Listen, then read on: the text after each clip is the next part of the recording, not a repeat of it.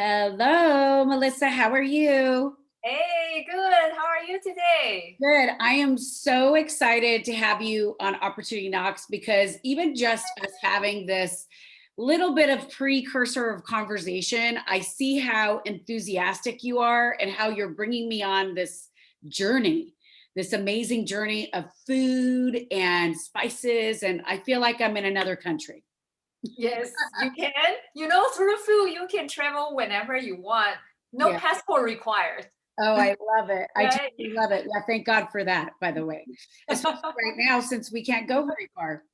But Yes. for all our folks out there, I just wanted to welcome Melissa Lee, who is a chef and the founder of Cooking Beautifulee. How great is that? A play on words. I love that being a marketer. And Melissa is somebody that I've met actually through Instagram. How amazing is that? Just making another friend around the world. And what I love about Melissa's story is she's not only an immigrant, but she's also a single mother. And so for me, I love to support women, but I love to support women who actually have these amazing stories of coming from different lands and being able to basically, it's like the American dream, right? So Melissa, I would love it if you can actually tell us a little bit about yourself and how you got started. How did you actually come here from Taiwan? Tell me. Oh, yes, yes, I would love to. So I moved here because I married my former husband. And then I grew up in a traditional Taiwanese family. So the expectation, even though I went to the best high school, the best university, the expectation was for me to support my former husband to stay home, to be a homemaker, take care of my children. But at a certain point, I realized, there's a part of me hoping to achieve a little more than that. And Mhm. also the marriage wouldn't work out. So, I, decided to kind of continue my journey in this country on my own with my children. And That's a it big has, decision. yes, yes, it hasn't been easy. But also I have to say in this country, people, they do not discriminate divorced women, Mhm. uh, like in some Asian Mhm. countries. And I actually have, been overwhelmed by the support I have got from my friends over here. That's one thing. And then the other thing is, yes, kitchen is a male dominate working environment. And like when you introduce me, I am a female, minority, single parent, um, but I was determined to not to give up. So I love that. I, yeah, I told myself anything people could view as a quality of weakness, I am going to turn it into my strength. Wow, that is really powerful. I And I love never chicken out.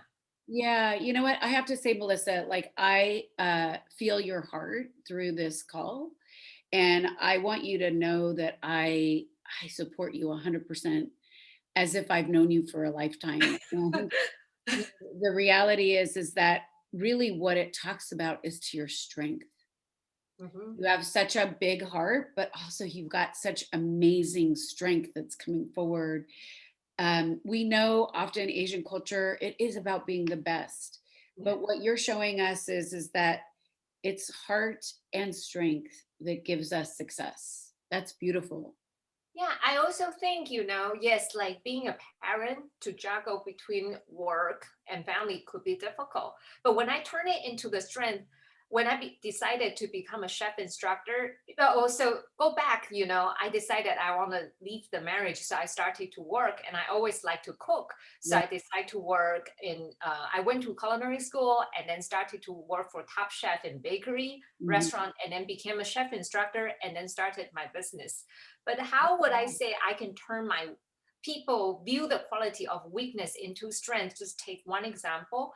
When I became a chef instructor, I got promoted so fast. I in the beginning I was an assistant and usually take maybe years to be promoted as an Exactly. instructor. But what I know is nobody wanted to work with children. Nobody want to teach parent-child class. Mhm. Nobody want to teach young children. But I have two young children, and one have one has special needs. He has autism and, you know, So hard. intellectual disability. And I have been trying to cook with him to create, you know, activities to do together.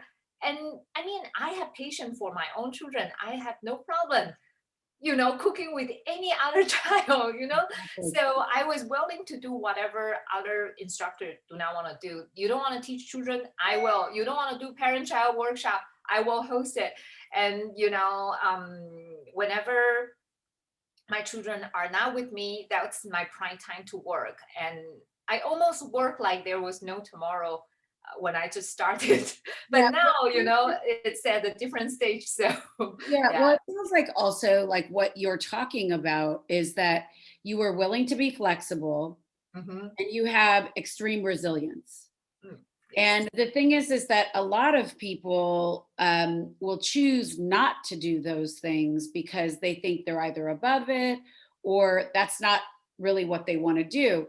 And I think, I mean, I know we're of different generations and such, but like there was always a systematic way that people grew and learned and got groomed. And that's really what you're talking about is that you found a niche for yourself, Yes. and because you have such high integrity you just continued growing, and that's amazing. Yeah, thank you so much. I know the other thing is just, you know, I oh this past years what I really learned is just how to embrace failure because the pandemic, the culinary school closed and then I cannot host any cooking party. Then I decided I'm not going to give up. I have dedicated my life to cook and to bring people together through food. So I Mhm. thought, oh, I always wanted to build a website, and I believe cooking is not just about food, it's a lifestyle. It's how do you bring people together. It's about wellness, it's about taking care of each other, it's about creating memory. Yeah, So I, our love of food or our love of each other comes through the yeah, food, right? Yeah, yeah, or through the experience. And I only yeah, wish we lived closer, but although we have this beautiful platform, right, yes, that we yes. learn from. Yeah. So then once I decided I'm going to rebrand the business, make it become a food and lifestyle brand, not just as a chef cooking, then it really took me even more effort to, you know, to rebrand the entire business and then to have 5 different social media platform, have content come out consistently, and also how to pivot the business model because I don't want to give up. I still want to be able to provide for my children. I need to set up a Zoom class, and then I need to build automation using Zapier, MailChimp, Eventbrite. Like I didn't know any. You know, I know none of those kids. What I learned at culinary school is how to fry donuts, how to knead a dough, you know? So it was really, really difficult. But I also believe the love I have for my children and also the big why, you know, how I am passionate about food and cultural, you know, and how bring people together through food, especially after Black Lives Matters, you know, stop Asian hate. I mean, it's this love is so needed, you Yeah, know? it's so Yeah. true. It's so true. And I mean, tell me a little bit about like, you know, you describe your culinary experience very specifically. Mhm. So, what is it that you do that's different than others to bring this experience forward? You kind of Oh. called it a specific type of, like, as I asked you in the beginning, do you only, you know, do Asianary culinary? And you said no. And you Mhm. deemed it. Go ahead Yes. and tell us. Yes, yes. So the food that we cook is called New American cuisine. So I come here with my cultural heritage, but I also really enjoy seasons in New England. And you are in LA, that like that's the place where the best produce Yeah. there. So a lot of time it's just bring my cultural heritage and blend in local cuisine. For example, I really like apple cider donut. Mm. Every fall, you know, we need to go harvest apple at a farm and we're gonna, you know, make some fresh apple cider. But also, you know, in my country, five spice is actually a spice not only for savory food, but you can also use it for dessert. And Oh, then there's one snack, it's almost like Taiwanese pirates booties with ooh. five spice, but it's so good. Then I thought, why don't I add five spice to apple cider donut? And it was just so popular. And let's say the other, the other, That's why you're making me hungry. Yeah, we have all the videos on our YouTube channel to teach you how to make five spice donut.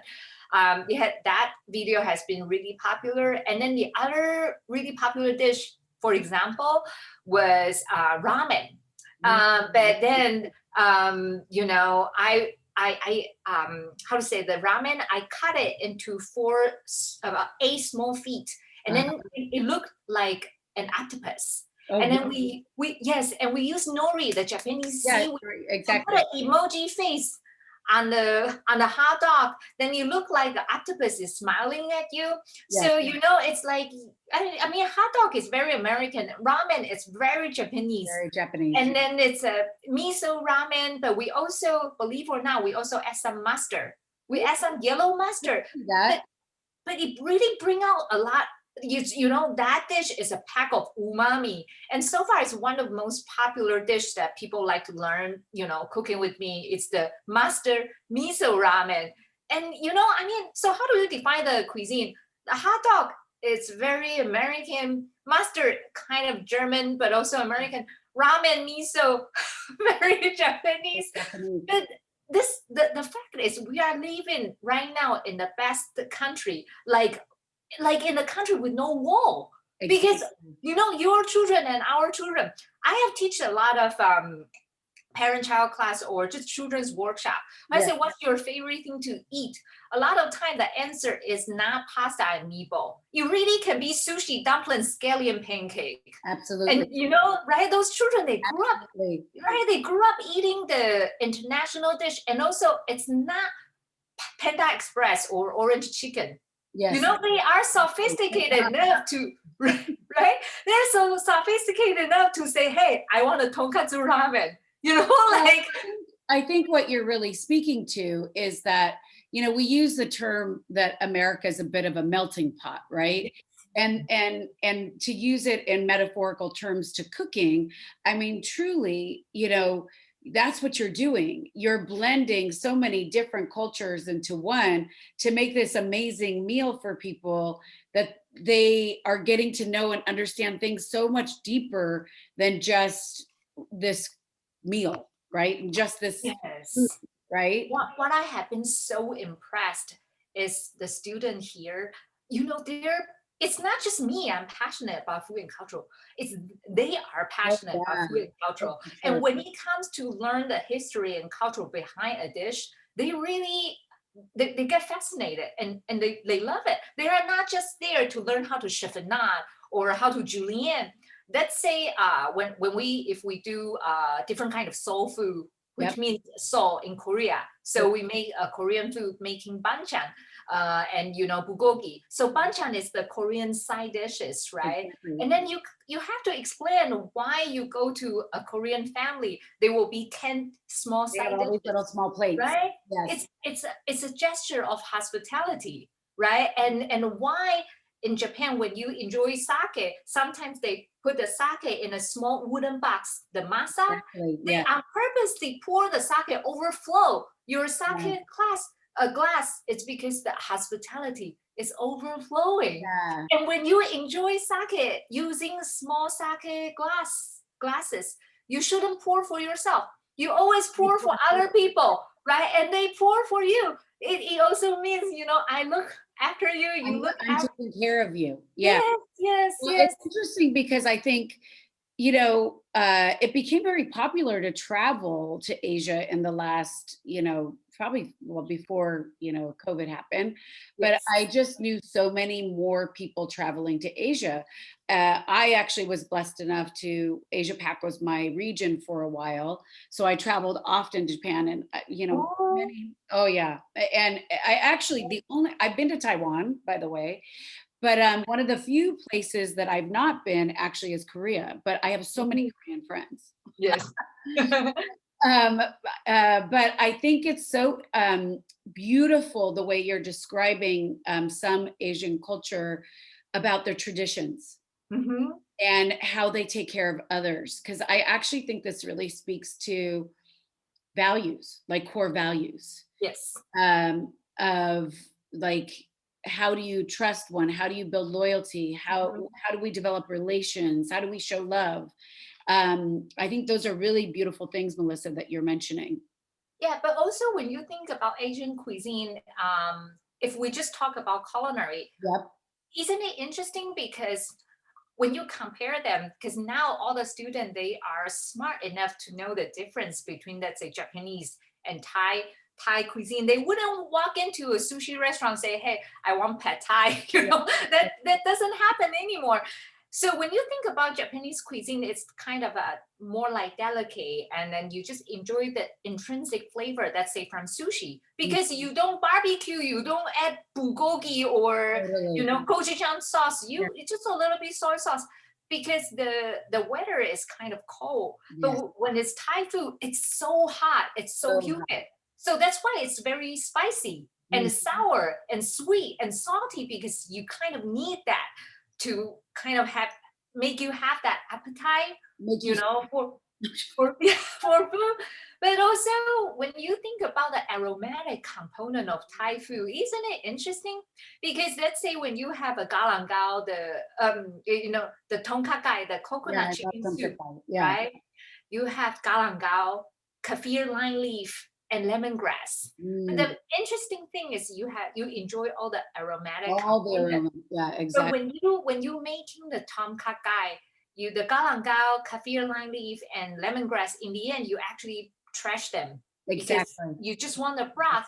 But Mm, I mean, isn't it interesting? Because when you think about Western cuisine, a lot of the time you when you put the ingredient in, you're going to eat it. It's not for you're supposed to aromatic, eat them all. Exactly. right? Yes. Right, the concept, I think it's very interesting. And also when I teach sake, people don't understand why you are going to pay so much more for Jumai Daiginjo than Jumai. Why is Daiginjo so much more expensive than Hanjoso? Then I have to show them. Oh well, actually, I have And you those. have to show them Hakkaizan. Yeah, I need to show them the rice, right? So this is the rice that you harvest, and this is the rice you use to make sake.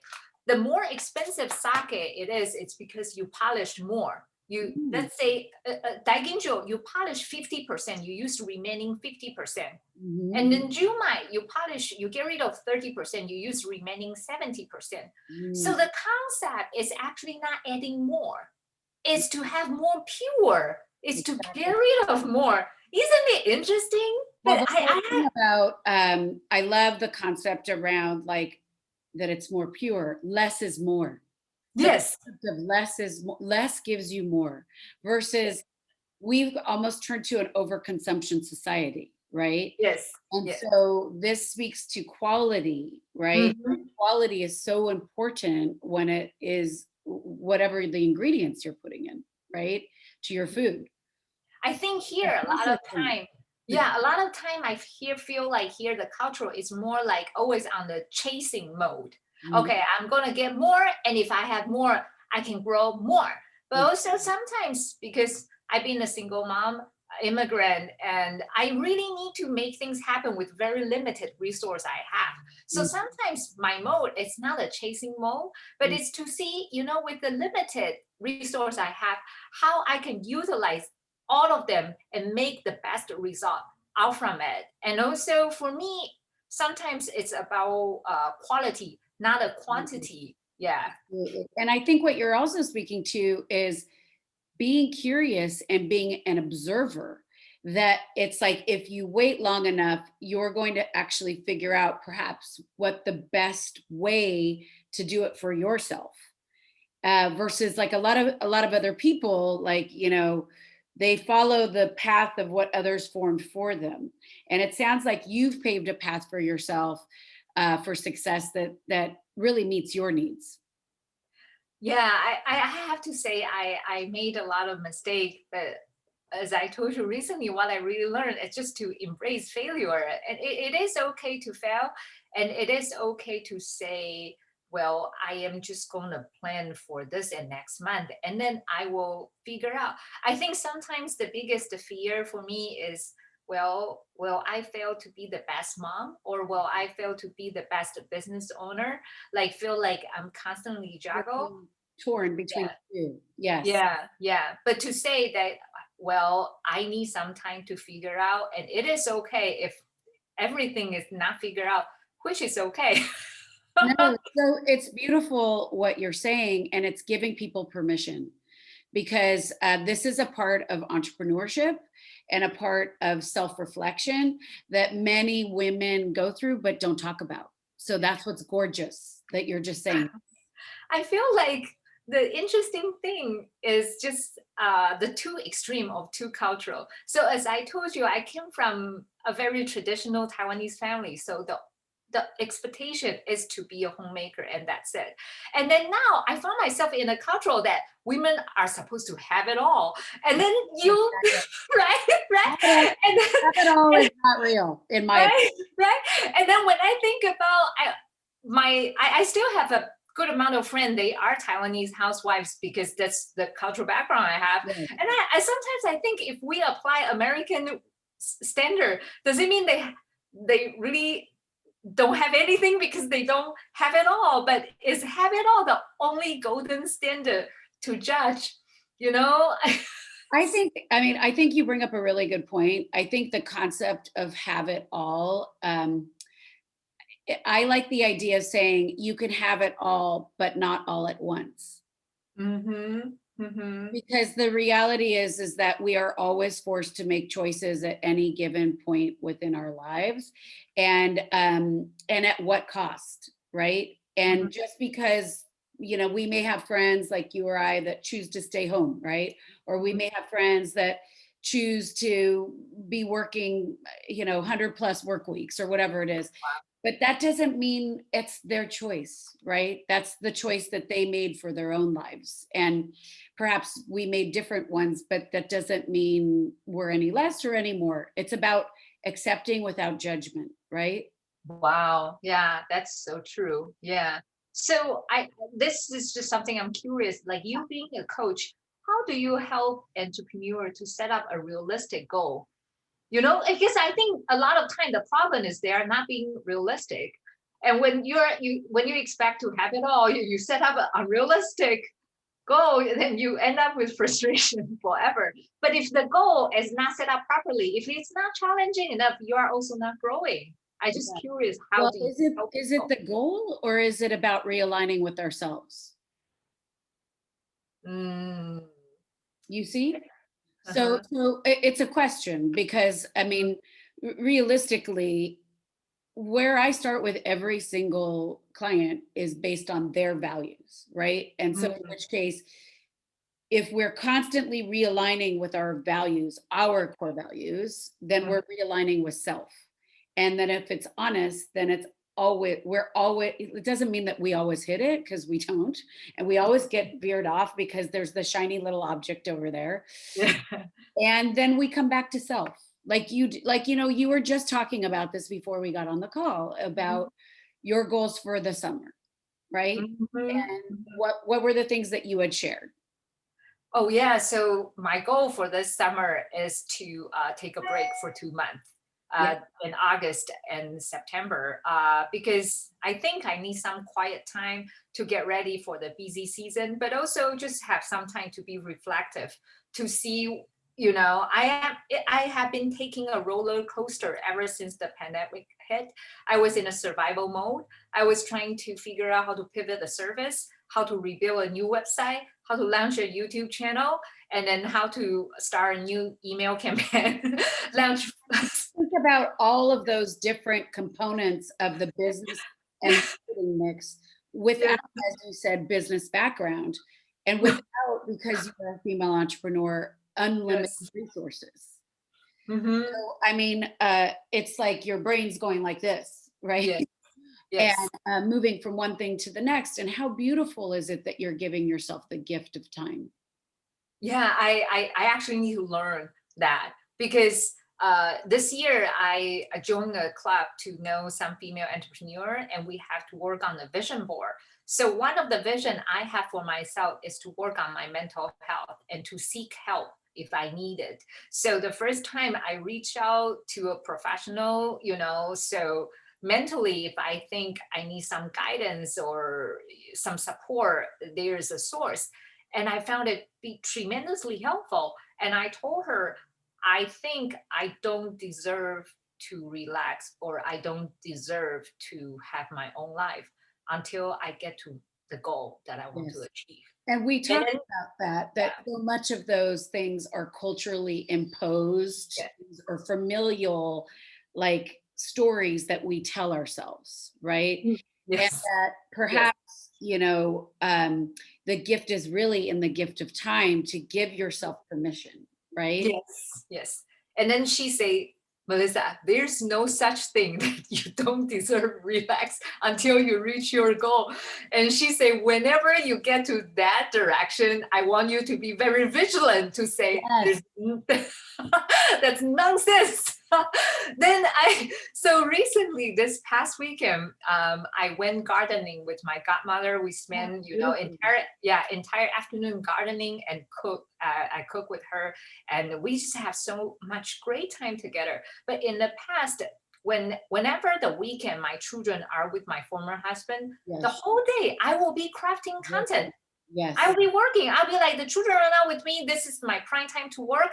But to a certain point, when I don't see so much conversion through social media or through email campaign, and then when I see the revenue doesn't 100% reflect all the time and effort I put into it, then to the point I was like, what else can I do? I already gave my everything. And I will keep looking at every single content. It's like, is the content not good enough? Mhm. Maybe I need to It increase it the turns into post. Yeah, self-judgment. It turns yeah, into self-judgment instead of self-acceptance or yes, celebrating yourself. Yes. yes, yes. And then I became miserable. And it was no good for my team, was no good for my children, no good for anybody. Yeah. And once I started to say, okay, I need help, I'm going to work on taking care of Wait, can you myself. say that again? You needed what? I need to work on taking care of myself. That's right. And you said, I Yes, need help. I need help. How beautiful is that? Yes. Oh, I Yes. love that. I love and now that you actually said that, then what happened? Oh, after I seek help and I understand I don't have to live like that. It's like you say, it's just a story I create for myself. Then it's kind of such a relief. Oh gosh, I'm Yes. so glad to hear that. It's beautiful to think that you're what I'm going to say is taking charge of your life. Hmm, hmm. And also, I think in that way, once I am more on the mode that it is okay, I'm gonna give myself time. I also could, uh, treat my team so much better because I give them time to make mistake. I Mhm. give them time to grow, and I leave comment, but I am not like, well, this should be done this way. You have been, practice this for, let's say, 2 weeks. How come? How come it's not perfect? Yeah, right. Or I will be like, I will be like, we are not going to cut down the social media post. I haven't seen enough conversion. If Mhm. if anything, we should only increase, not Not decrease. But decrease. but Yeah. the weird thing is, after we decrease, because we all have more time to let our mind wander and get To inspired be more and to creative about what yes, your content is. yeah, Mhm. and also when we have the extra time, then we are more reflective. Then and also we have more time to really go into the strategy for Mhm. the future. Then the Mhm. entire business actually went the better direction. Oh, well, I love hearing that because this goes back again to your conversation around the sake or the rice, right? Yes, Less is more. yes, So sometimes we realize, and actually with social media specifically, I mean, often what happens is it's better to have three great posts yes, instead of seven average posts, right? yes, So yes, I yes. think that's amazing that you made those choices and you defined that for yourself. But by the way, you took a risk at the same Yes. time to kind of identify that. So I did have a question for you around, what makes you feel empowered? I think it's my big why. Mhm. Yes. It's just so let's put it in this way. If I didn't come to this country, if I didn't get the support, especially from a lot of female friends, Mhm. like a lot of female friends, especially a little bit elder one, Yeah. share their wisdom and support with me, I wouldn't be able to be where I am today. Mhm. So I feel like there are so many people who come before me, and there will be people who come after me. Let's say my daughter, I'm not going to say my expectation is for you to marry somebody of means and be a, Yeah. a homemaker.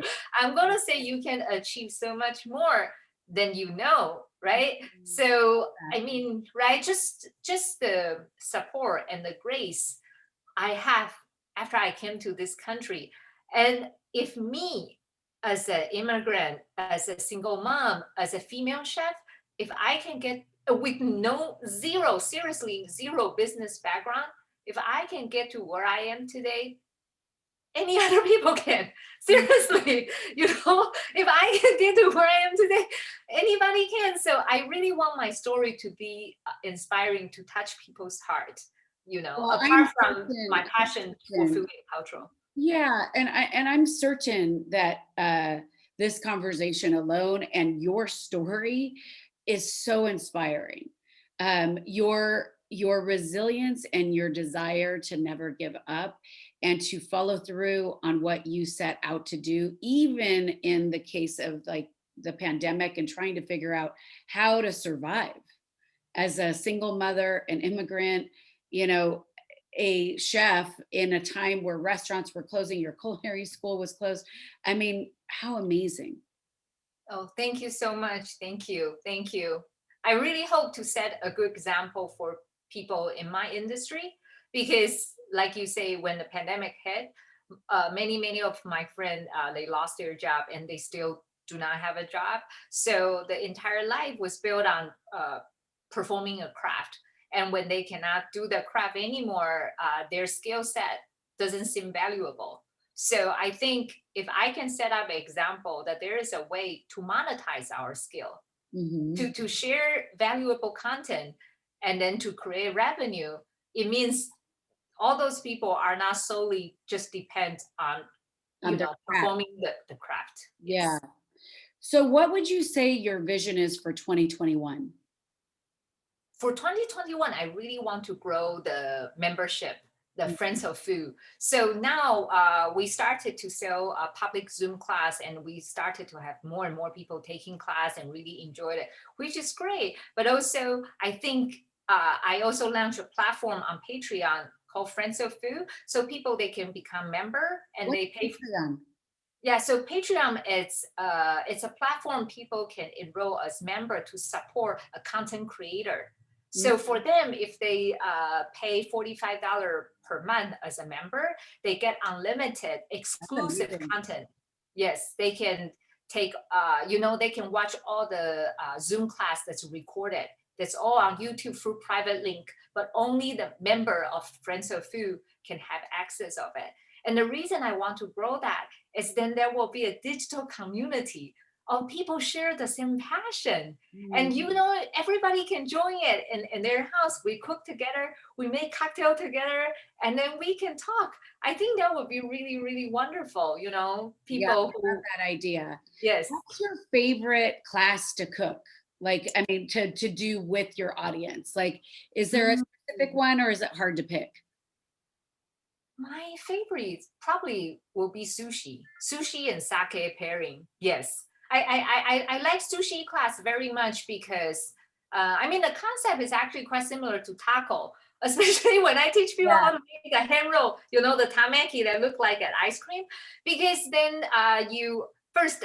There's the opportunity to tackle knife skill, right? We learn how to julienne veggies, and we Yep. taste the vegetable, and then also you have opportunity to learn about Japanese condiment, Japanese spice. We use Kewpie mayo, the Japanese mayo, and Yes. then you can add some wasabi, you can add sriracha, you can even add Korean like gochujang, you can make Yeah. gochujang mayo, right? And then you can try all different kind of fish. But then after that, it's your canvas. You can decide how you want to create your sushi. And one of the most popular sushi I have created over the year believe or not, it's not even Japanese and it's not even Jewish. That's why I call it New American cuisine, Yes. because it's a smoked salmon egg cup sushi. Ooh. It's like yeah, on Easter. So Easter, there's some egg cup, right? That Yep. kind of egg Big cup cup. you put egg Mhm. in. We put smoked salmon at the bottom of the egg cup. We Ooh. add some cream cheese and wasabi, and then we put some rice, and then we fold the smoked salmon on top. We put it upside down. We remove the cup. Then it look like a egg cup sushi. Yeah. And then you put some dill, fresh herb on it, and maybe squeeze some sriracha mayo or wasabi mayo just to garnish. Then that's your sushi. You don't even need to go to Asian supermarket to get sushi, sashimi grade. Fish, just smoked salmon, cream I love cheese. that. Everybody has it in your fridge. Then that's the beauty, That because it's right really blend East and West. And then so my favorite is sushi and sake pairing, mm, because sake it's really my passion. This is just especially when you have different kind of sake. Oh, I love sake so much. It's because it really surprised my American students. A lot of time people get intimidated because the label of sake, and then they don't understand why I pay so much for daiginjo versus a junmai, and also why some sake there they look white, like what's happening, and why some they are clear, and why some look amber, and then they got lost. But actually, if they take one class, then they just walk out like totally different, because it's easy, if you don't polish more, like junmai, it's more creamy, you have a lot of umami. yes. Then think about this. If you like Cabernet Sauvignon, if you like Zinfandel, if you like something bold, then Yes. yes, you go for junmai or Yes. nigori, right? But when you think about daiginjo, you polish 50%, you get the remaining 50%. So you get a very floral, fruity, Mhm. delicate flavor. Very light. So if you, Mhm. right, if you like Sauvignon Blanc, if you like Pinot Noir, the elegant finesse, ginjo or daiginjo. And in terms of pairing, easy too. If you're gonna eat ramen, yakitori, something with a lot of umami, you pair it with junmai. If Like, you're gonna have a toro sashimi, daiginjo, yeah. easy. I love how passionate you are. You're clearly so passionate about what you do.